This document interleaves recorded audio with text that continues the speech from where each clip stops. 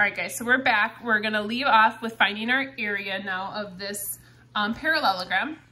Now the area is tougher. The area formula is base times height, or length times width. Well, if you look over here, I don't know the height.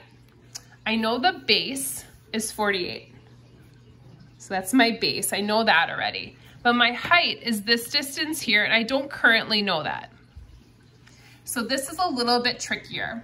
And so we have to find this height, and we can do that a couple of different ways. We can either use trig, or we can use special right triangles, which is kind of trig as well. So it's a good review because this will be on our final exam, so it's not a bad thing to go over here. There's not gonna be a ton of problems that involve trig, but hopefully we'll jog your memory here. So I'm gonna draw this triangle over here. So if you notice, we're looking for the height. We know this length is the hypotenuse there. And then we know this 30-degree angle. Now I'm gonna tell you guys, calling it the height is a little confusing because of the fact that we use SOHCAHTOA, and normally the H is supposed to be the hypotenuse. So instead of H, I'm gonna call it X, if that's okay. So I'm gonna draw that little triangle over here. So we have 36, we have X, and we have 30 degrees. And again, the X is just my H, I'm trying to find that.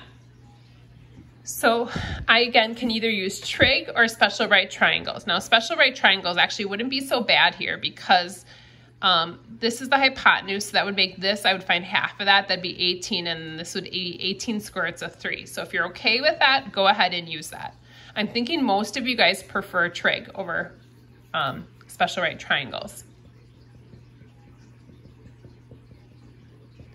So in this case, for SOHCAHTOA, this is my hypotenuse, this is my adjacent. So I'm gonna use adjacent over hypotenuse, which is cosine. So cosine of 30 equals adjacent over hypotenuse. So X over hypotenuse, which is 36. So in order to solve this, I need to multiply each side by 36. So X is gonna be 36 times the cosine of 30. Oops.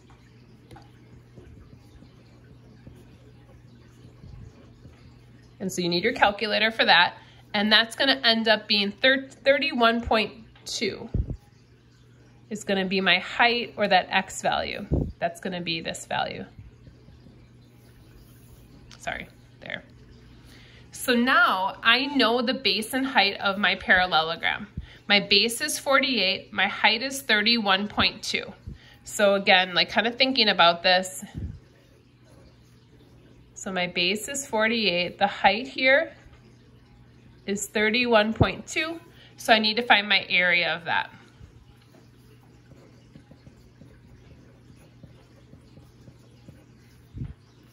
So 48 times 31.2, so I get 1,497.6, and again, this is feet, but since I'm finding the area, we're gonna call it feet squared. So if you guys notice here, our area and our perimeter get much different answers.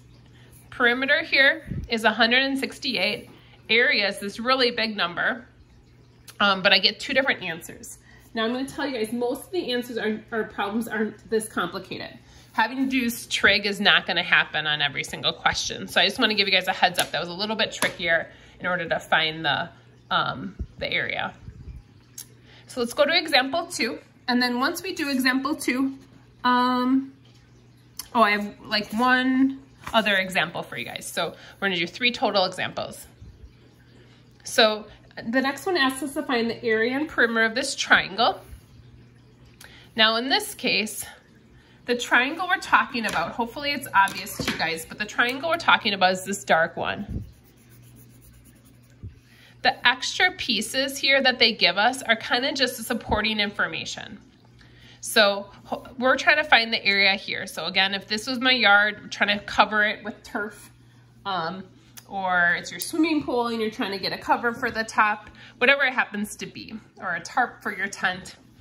And so we're gonna do area and perimeter here. And so for this, in this case, this one actually, the area is a little bit easier. The area for our triangle is base times height divided by 2. Now in this triangle over here, sorry, base times height divided by 2. So the base is the distance across the bottom. So there's our base. Our height is the perpendicular distance with that base, but notice it's kind of this line out here. So this is our height. So those are the two numbers I need to use to find my area. So these other numbers are just kind of supporting numbers that we'll use in a second. So base times height, and then divide by 2. So we're gonna do 46 times 48, divide by 2, and we end up with 1,104, and then this again is feet squared. So there's our area. But now for our area is pretty straightforward. Our perimeter is not so much. So in this case, to find perimeter, we need to know the distance around our shape here. So that distance around our shape. And so I know 2 out of the 3 sides. So for perimeter, we add up all the edges. So I do 67 and 46, but then I need to find that little distance there. And so it looks tough to find, but it's not so bad because this is a right triangle here. Sorry, I have to call the dog back real quick. Mookie, come back. Come here. Come here. Come on. Sorry, she's getting into the boys' room. So we're trying to find that distance there. And if you look, this is a little right triangle. So we can find that distance because it's a right triangle. So we have to first do Pythagorean theorem. So we have 14 squared plus 48 squared will give me x squared.